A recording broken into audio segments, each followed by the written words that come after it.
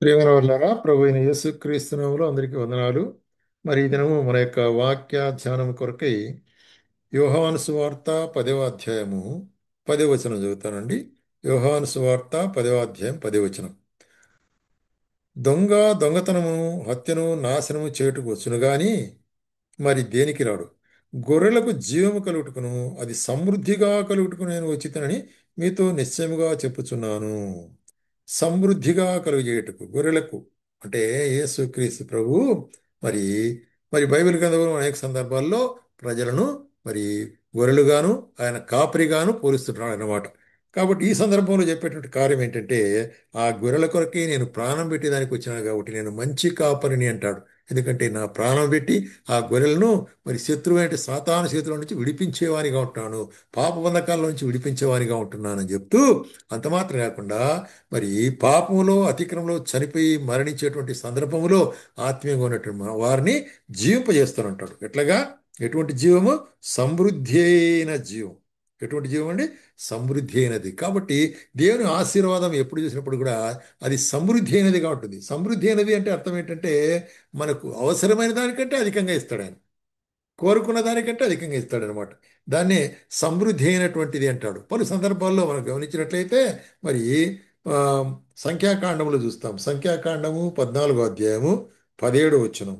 14వ అధ్యాయం 17వ వచనం చూసినట్టయితే యెహోవా దీర్ఘశాంతుడు, కృపాతిశయుడును, దోషమును అతిక్రమమును పరిహరించువాడును, అపరాధిని నిరపరాధిగా ఎంచక 3 4 తరముల వరకు తండ్రుల దోషములు కుమారుల మీదకి తెచ్చువాడును, నీవు చెప్పిన మాట విని చొప్పున నా ప్రభు యొక్క బలమును గణపరచబడును గాక అంటున్నాడు. కాబట్టి దేవుడు ఎటువంటి వాడు? దీర్ఘశాంతుడు, కృపాతిశయుడు. కాబట్టి చూసినట్లయితే ఆయన దీర్ఘశాంతాన్ని బట్టి కృపాతిశయుని బట్టి ఎన్నోసార్లు మరి చూసినట్టయితే దేవుడు అరణ్యములో వారి ప్రయాణములో ఇశ్రాయేలును ఎన్నోసార్లు క్షమించినాడు, ఎన్నోసార్లు వారికి ఆదరించినాడు, ఎన్నోసార్లు కృప చూపించినాడు, ఎన్నోసార్లు తన యొక్క సంపూర్ణమైన కృపను చూపించి నడిపించినాడు. కాబట్టి ఆయన సమృద్ధి అయినటువంటి వాడు, తన కృపలో సమృద్ధి అయినటువంటి వాడుగా ఉంటున్నాడు. అదే కీర్తనకర్త ఏమంటాడు?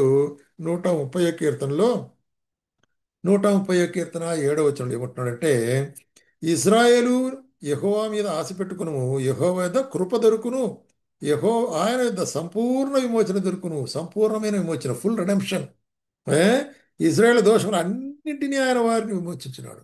కాబట్టి అనేక దోషాలు చేసినారు వాళ్ళు, అన్నిటి నుంచి ఆయన విడిపించిన వాడుగా ఉంటున్నాడు. కాబట్టి ఆయన విడిపించే దేవుడుగా ఉంటున్నాడు, మన్నించే దేవుడుగా ఉంటున్నాడు, పరిహరించే దేవుడుగా ఉంటున్నాడు అనే కార్యాన్ని చెప్తుంటున్నాడు. కాబట్టి ఆయన విడిపించటంలో మరి సమృద్ధి అయినట్టు వాడు అనేటువంటి కార్యం చూస్తున్నాం.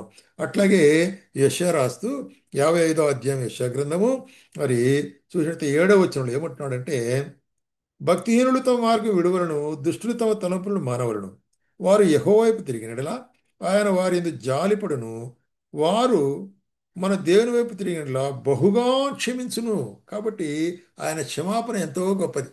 కాబట్టి ఆయన ఆశ్రయించిన వారికి ప్రభువా నేను పాపినైనా వస్తే ఎంతటి పాపినైనా క్షమించేవాడుకుంటున్నాడు. కాబట్టి ఎంత గొప్ప పాపినైనా క్షమించి ఆయన మరి తన నీతిని వాని మీద కప్పేవాడుకుంటున్నాడు. కాబట్టి ఇక్కడ బహుగా క్షమించేవాడుకుంటున్నాడు. అయ్యో ఎన్నోసార్లు మరి మనము ఆ యొక్క మాటకు లోబడక తిరుగుబాటు చేసి దూరంగా పోయినప్పుడు తిరిగి తిరిగి మనల్ని సమకూరుస్తున్నాడు. అదే ఆయన యొక్క మరి గొప్ప క్షమాపణ గుణం. కాబట్టి దేవుడు మనల్ని క్షమించకుండకపోతే మనం ఎప్పుడో నశించిపోయి ఉండేవాళ్ళం. అయితే ఆయన క్షమాపణ దినదినము మనం పొందినవారనుకుంటున్నాం. అంత మాత్రం కాకుండా అపోస్తలుడైన పౌలు ఏం రాస్తాడంటే ఆయన దగ్గరికి వచ్చినప్పుడు, ఆయన సన్నిధిలో మనం వేడుకున్నప్పుడు ఆయన ఏం చేస్తాడంట?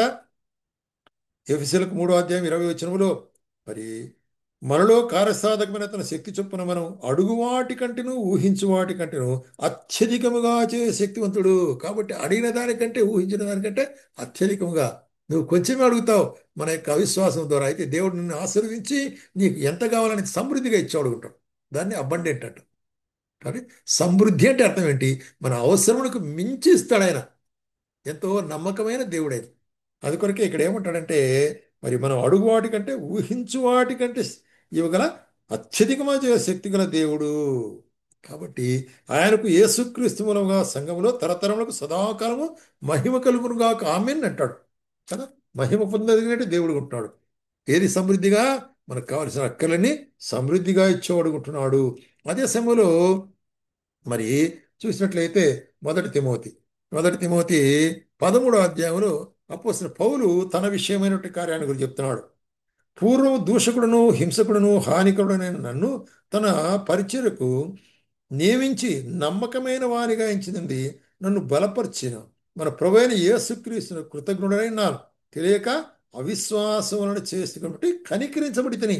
కాబట్టి అవిశ్వాసం వలన చేసిన, తెలియక చేసిన, ఎంతో గొప్ప తప్పు చేసిన స్టెఫన్ను మరి చూసినట్లయితే రాళ్లతో కొట్టి చంపేటప్పుడు అక్కడ సాక్ష్యం ఉన్నా ఎంత గొప్ప తప్పు. సంఘాలను హింసించిన అయినప్పటికీ కూడా దేవుడు తన కనికరాన్ని నా పట్ల చూపించాడు. అది దేవుని కనికరం అండి. మనం చేసిన దానికి నేరుగా ఆయన మరి ప్రతీకారం చేస్తే మనం ఎవ్వరం కూడా తట్టుకోలేం, ఉండలేం. అయితే ఆయన అన్నిటిని మన్నించే దేవుడు ఉంటాడు. తన కృపను సమృద్ధిగా కుమరించేవాడు ఉంటాడు. తన ఆత్మను చూడండి, తీతుకు రాసేటప్పుడు 3వ అధ్యాయం 5వ వచనంలో మనం నీతిని అనుసరించి చే క్రియల వలన కాక తన కనికరము చొప్పున పునర్జన సంబంధమైన స్నానం ద్వారా పరిశుద్ధాత్మను నూతన స్వభావం మనకు అనుగ్రహించుతున్నాడు. కాబట్టి మన క్రియల వలన కాదు, ఆయన మనకేమిచ్చాడు? పరిశుద్ధాత్మనిచ్చుంటున్నాడు. పరిశుద్ధాత్మ సమృద్ధిని. అందుకొరకే మరి పేతురు ఏమంటాడంటే అటువంటి సమృద్ధి కలిగిన వారమే ఆయన రాజ్యములో ప్రవేశిస్తాడు. కాబట్టి పేతురు రాసిన 2వ పత్రిక మరి మొదటి అధ్యాయం 11వ వచనంలో ఏం చెప్తున్నాడు ఇక్కడ చూసినట్లయితే, మీరిట్టి క్రియలు చేయవారైతే ఎప్పుడునూ తొట్టిల్లరు. అలాగనే మన ప్రభువైన యేసుక్రీస్తు ప్రభువును రక్షకుడైన యేసుక్రీస్తు యొక్క నిత్యరాజ్యములో ప్రవేశం మీకు సమృద్ధిగా అనుగ్రహించబడును. ఇప్పుడు ఏ క్రియలు చేస్తే ఇక్కడ ఏం చెప్తున్నాడంటే అమూల్యమైన విశ్వాసం కాపాడుకుంటూ విశ్వాసమునందు సద్గుణమును, సద్గుణమునందు ఆశానిగ్రహమును, ఆశానిగ్రహమును దయను, సహనమును ఇవన్నీ కూడా మనం నేర్చుకున్నట్లయితే, అలవరుచుకున్నట్లయితే, లోపరుచుకున్నట్లయితే ఆయన సన్నిధానంలో సమృద్ధి అయిన ప్రవేశం ఉంటుందన్నమాట. ఆయన సమృద్ధి అయిన ప్రవేశములో ఆ యొక్క పరలోక రాజ్యంలో ప్రవేశిస్తాం. కాబట్టి ఇటువంటి తీర్మానం నేను చేసుకున్నట్టున్నాడు అంటున్నాడు. వచ్చిన పౌలు ఏమంటాడంటే ఫిలిప్పులకు రాసేటప్పుడు ఇటువంటి తీర్మానం. కాబట్టి చూడండి, ఫిలిప్పులకు మొదటి అధ్యాయము 25వ వచనం.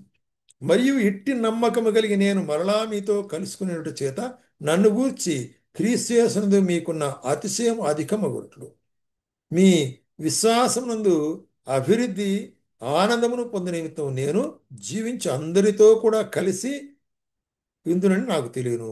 కాబట్టి నా యొక్క నిరీక్షణ ఏంటంటే మీ అందరితో కూడా కలిసి ఆయన యొక్క కృపను సమృద్ధిగా నేను కలిగి ఉంటాను. కాబట్టి ఆయన సమృద్ధి అంటే కాబట్టి ఆయన జీవం ఎట్లాంటి సమృద్ధి అయిన జీవాన్ని ఇచ్చేవాడు.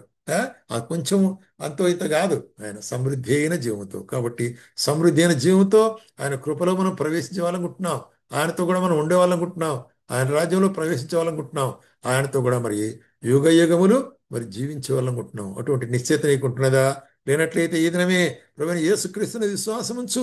ఆయన నిన్ను రక్షించి అటువంటి నమ్మకానికి, అటువంటి మరి నిరీక్షణకు పాత్రుడిగా నిన్ను చేస్తాడు. కాబట్టి క్రీస్తు రక్తము సమస్తమైన పాపలను కడిగి మనల్ని పరిశుద్ధులుగా చేసి తన బిడ్డలుగా చేసుకుని మనకు సమృద్ధి అయిన జీవాన్ని అనుగ్రహించేవాడుకుంటున్నాడు. ఆ విధంగా అనుగ్రహించుటకు ప్రభు మనకు సహాయం